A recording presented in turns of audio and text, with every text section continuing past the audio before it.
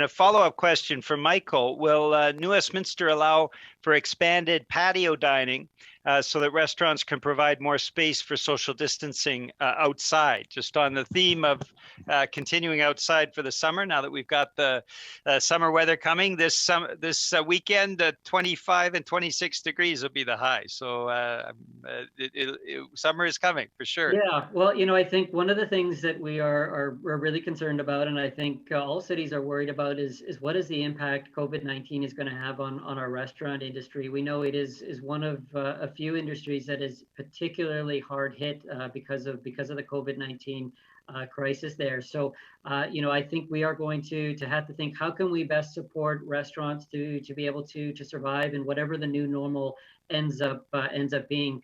We've created a working group in the city dedicated to the local economy, and it's really trying to focus on some of the sectors that are most impacted by this. And I think the restaurant industry will be one that I think is going to see some of the biggest impacts in our community. So right now, the city currently has a program for restaurants to be able to apply and extend their restaurant out onto the patios. But I think the real question is, how do we make those processes easier and more accessible, and make it, encourage more restaurants to be able to do that there? And I think that's some work that we're going to have to put our minds to, because I think spreading people out and getting, allowing restaurants to kind of come out and maybe even on a temporary basis operate in areas that wouldn't normally be what you would consider a patio for a restaurant, may be a way to help us get through this.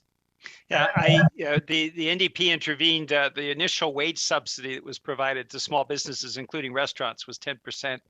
We pushed hard and we got it to 75%, though, with the whole range of terms and conditions that make it much more difficult for small businesses to access it. But it's certainly much better than the government's original plan. That wage subsidy works for restaurants to a certain extent, as well as some of the other programs that have been put into place. Jonathan, what's your sense of the impact on the restaurant sector and the small business sector in New Westminster? I'm certainly hearing from a lot of businesses, and we're doing follow-up. But are you worried about the number of businesses that may close permanently? Yeah, well, the city is actually, our economic development team has worked hard to actually reach out personally to as many businesses as possible, and has actually contacted over 1,000 businesses in New Westminster to hear directly from them. And certainly we've heard a whole variety of responses, with some businesses only being affected a little bit, with others being very significantly hit.